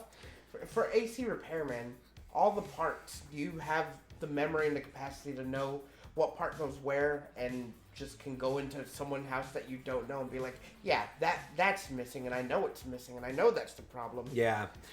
Like, and the thing, like, whenever you have one of those people that shows up at your house that knows how to do all that stuff, it's incredible, because they show up and they're like, oh yeah, you've got an AC from like 95, and in like the sort of like 92 to 98 era, there's like this different type of compressor that they use that like usually goes bad in this way, and this is kind of symptomatic of that. This is what it looks like. I'm gonna go check that out.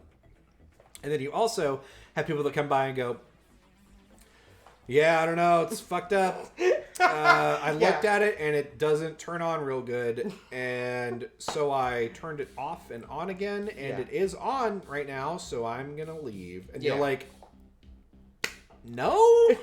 Because you didn't do anything? Actually? Dude, and I'm so afraid to be one of those guys. Mm-hmm. I don't want... I want to say I'm like one of those guys at my job, but I'm not, because I do my job. Mm-hmm. And I do enough...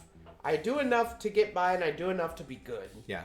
But I don't want to be one of those guys where, like, I checked it, everything's fine. Yeah, seems okay. Just I'm getting paid anyway. So. Yeah. Just like I don't think it's to me. I could never be one of those guys that can just take one look at something and know that that's the problem. Yeah.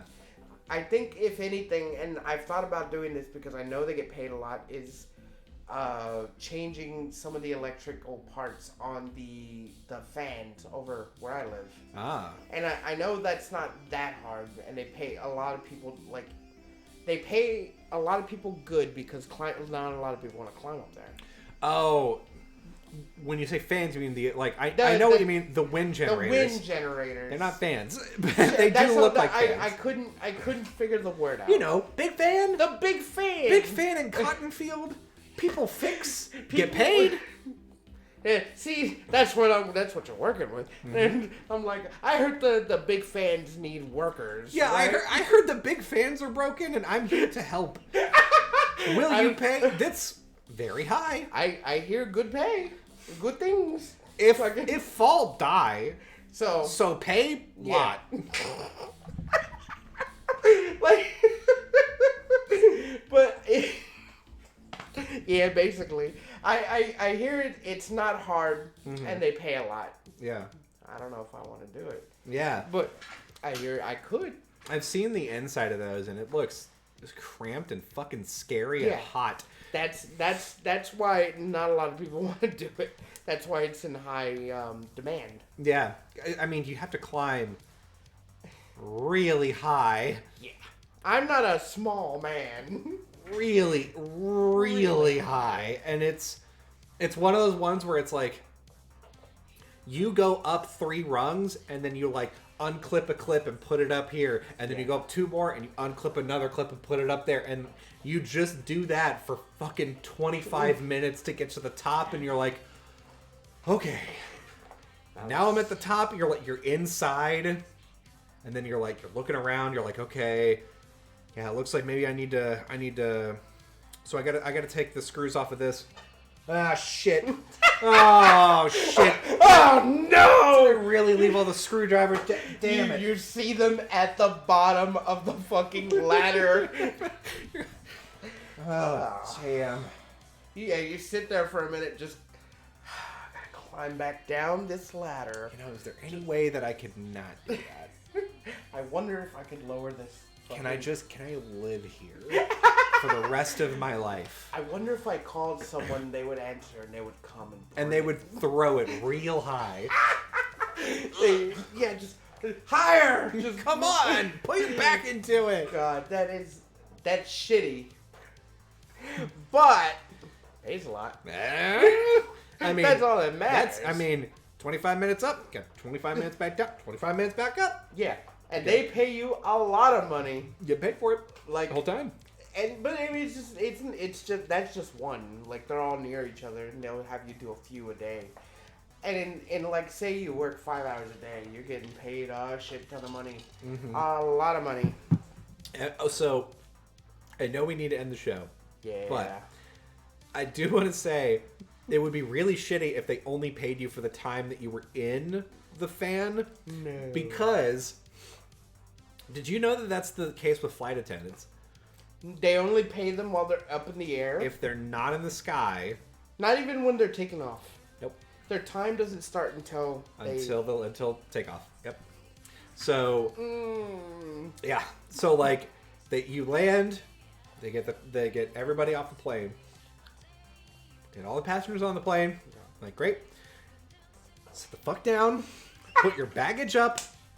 I'm not getting paid for this. Oh, dude, no wonder they're so upset all the time. And so whenever you're like stuck on the jetway for an hour Oh, and there's no air conditioning and all the people in the plane are getting mad, they're like, I'm not even getting fucking paid for this. And you assholes want to come up here and be like, what did you get? And you want to fight me. You want to fucking, I'm not even getting paid for this. Diarrhea in your shoes right now. I could do it. And now I understand why they're upset Yeah. the way they are, so makes sense. Yeah. That's fucking stupid. That is... Has anyone complained about that? Yeah. They started, so I didn't know There's that no this, union? I didn't know this was a thing until like this year or last year, and I was like, I don't know, they're until right now. are you fucking kidding me? Yeah. That they're like, oh, number one, no wonder why they're like, Yeah. come on, put your shit down. I gotta get on this plane. We gotta get out of here. Why don't they just pay them hourly? Because they would have to pay them a lot more.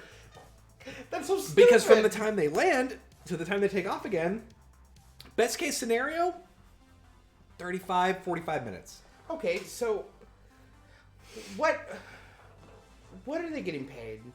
It's a minimum wage job. I don't think it's minimum wage. I think it's more than minimum wage. Well, you don't need... Well, I want to say it's minimum wage. I know it's not minimum wage, but they don't need any kind of certificate besides the diploma. Yeah, that's true. But how much can they earn without that? I have a license. I have a security license, and I get decent. Do they need some kind of like what's it called, license? So yes, I think they do, but they also, I'm seeing an average pay of somewhere between 65 and 100K. Wow. Okay. But let's see. Yeah. Is that on the higher side? Like, I mean, that's pretty good. that's really good. But like, That's 3 times more that's- than I am paying. yeah, that's a lot. Yeah, I'm seeing 62 here for yes. So 62. But imagine that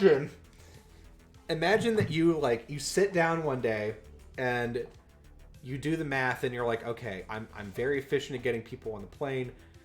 And then sometimes the plane pulls away and they've got to come back to change a tire. We have to switch planes. Or sometimes like the jetway is clogged. Sometimes there was too much rain.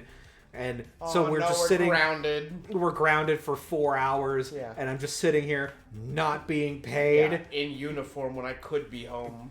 In uniform, out away from my beautiful family and my dog. Oh no. And my Switch is dead. I can't even charge it because I can't get off this stupid plane. Yeah.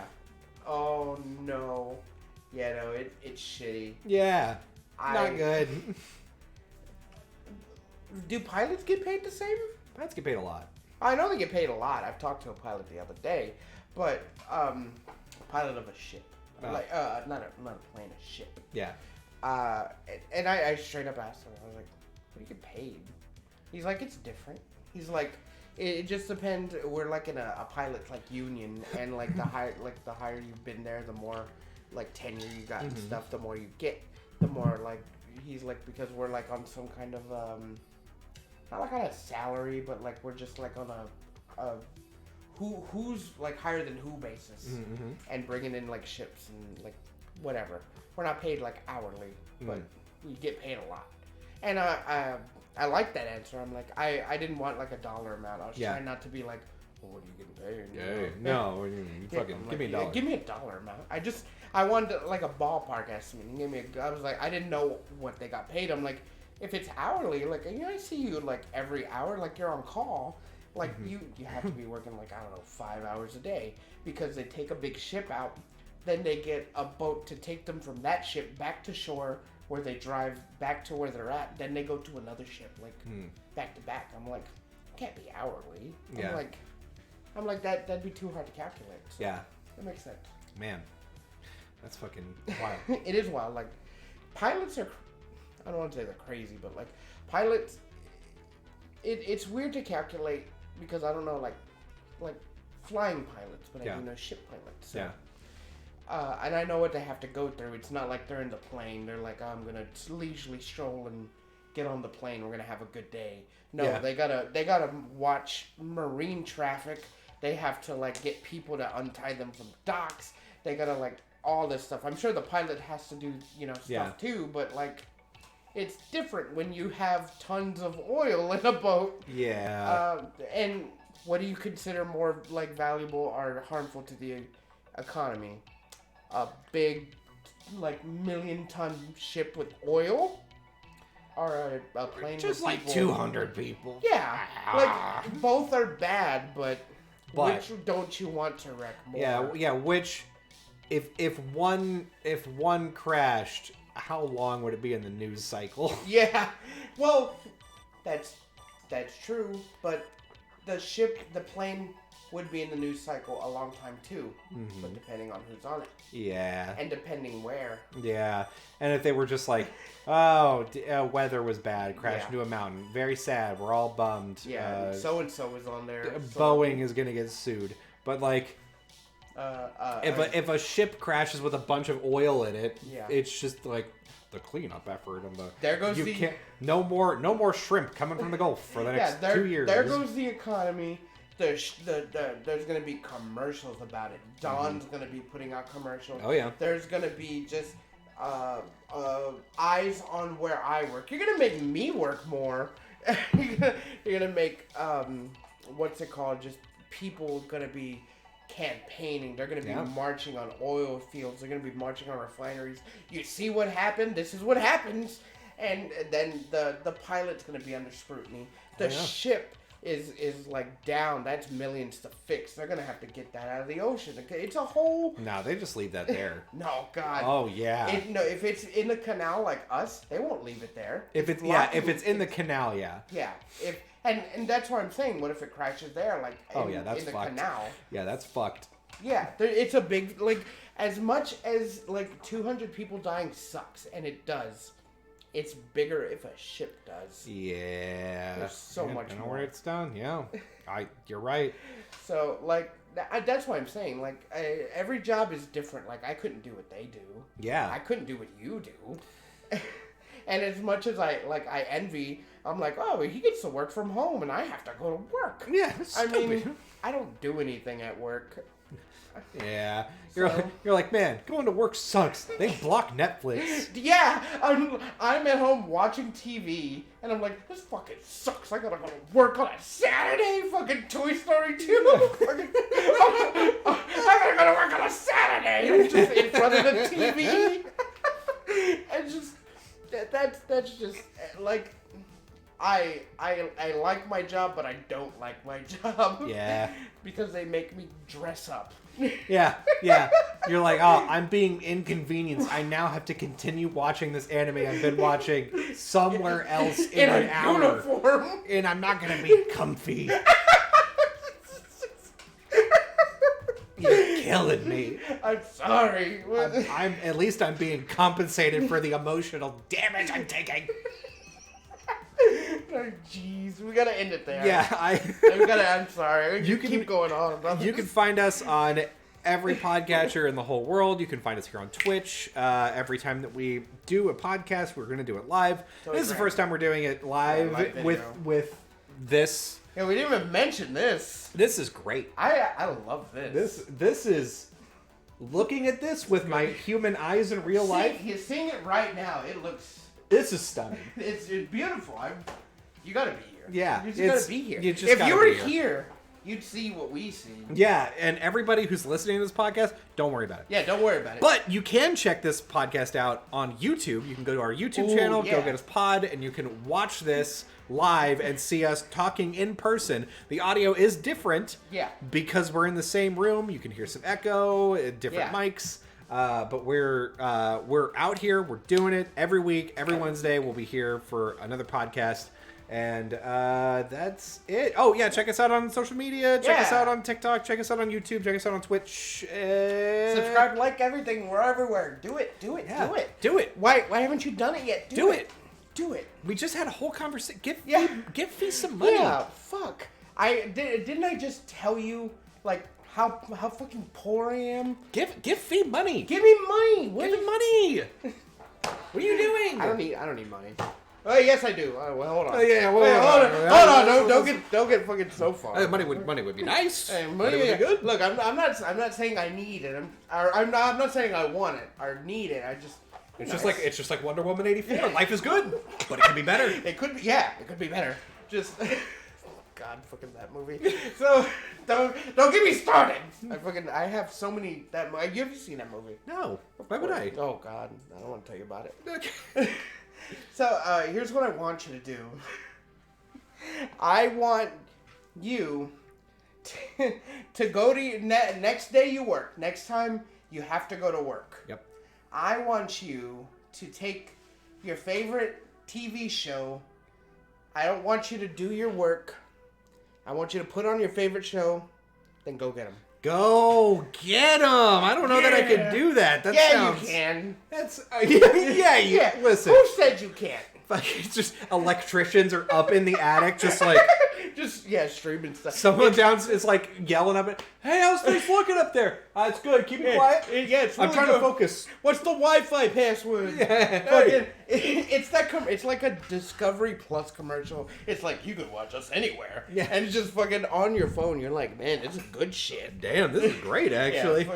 Yeah, Accidentally connect to the house's Bluetooth speakers, and they're like, "Are you watching the fucking Sopranos up in the attic?" No, I'm just testing something out here. No. Just making sure the internet works. Yeah, it's fine.